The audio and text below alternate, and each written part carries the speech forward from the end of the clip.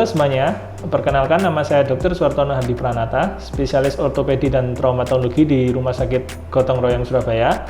Jadi saya menangani masalah dari tulang, sendi, otot, dan saraf dari anak kecil sampai dewasa. Jadi ketika Anda mengalami gangguan di tulang Anda seperti adanya nyeri, di sendi Anda mengalami nyeri lutut, atau adanya nyeri di tulang belakang yang ditimbulkan karena jepitan saraf atau karena spasme dari otot, atau pada anak-anak yang sering dikeluhkan adanya kaki pengkor atau kaki bentuk X atau Y, maka Anda dapat berobat ke ortopedi.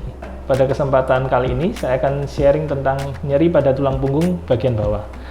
Nyeri pada tulang punggung bagian bawah atau yang biasa kita sebut dengan low back pain merupakan keluhan yang sering dikeluhkan pasien ketika pasien itu datang ke klinik.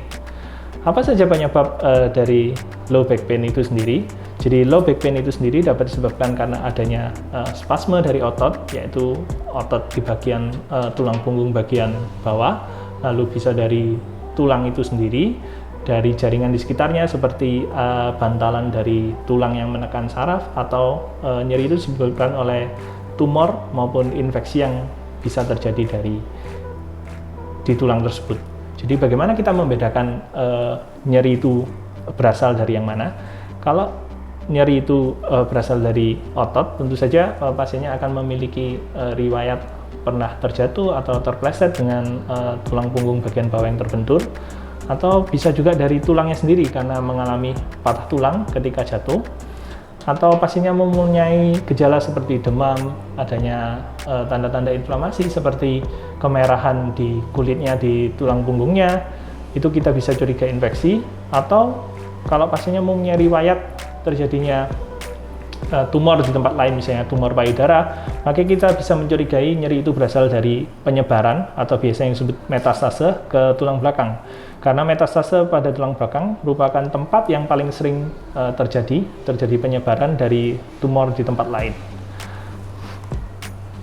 Nah, bagaimana kita mengatasinya seandainya terjadi nyeri yang terjadi di tulang belakang? Pada pasien yang misalnya mengalami trauma habis terjatuh atau terpleset, penolongan pertama yang dapat kita lakukan tentu saja segeralah beristirahat terlebih dahulu setelah Anda terjatuh. Yang kedua, Anda bisa melakukan kompres dengan es untuk mengurangi nyerinya. Yang ketiga, bisa minum obat pereda nyeri yang dijual bebas di pasaran.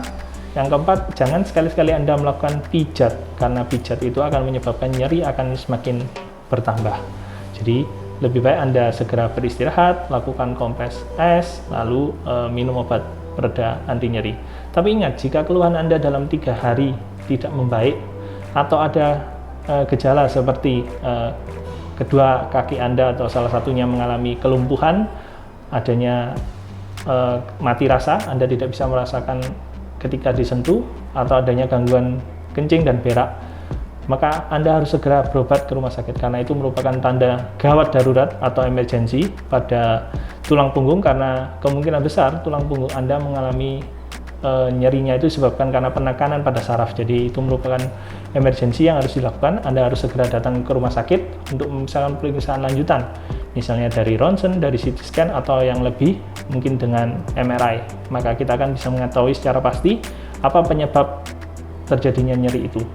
Di masa pandemi ini, Anda tidak perlu takut datang ke rumah sakit, karena semua rumah sakit di seluruh Indonesia telah menerapkan protokol kesehatan yang sesuai dengan anjuran pemerintah. Jadi seperti ketika Anda datang ke rumah sakit, Anda akan dicek suhu tubuhnya, lalu diminta untuk melakukan cuci tangan, lalu adanya social distancing ketika Anda menunggu dari panggilan di dokter tersebut ketika Anda mengantri. Lalu ketika Anda melakukan pemeriksaan, misalnya di bed, maka spray setiap kali Anda melakukan pemeriksaan, spray itu akan diganti per pasien. Jadi semuanya akan lebih aman. Jadi Anda tidak perlu takut berlebihan untuk datang ke rumah sakit ketika Anda memang membutuhkannya untuk berobat. Karena ketika Anda takut terlalu berlebihan dan Anda tidak berobat, maka kesehatan Anda lah yang akan terganggu nantinya. Demikian yang dapat saya sampaikan. Semoga dapat membantu rekan-rekan sekalian. Terima kasih.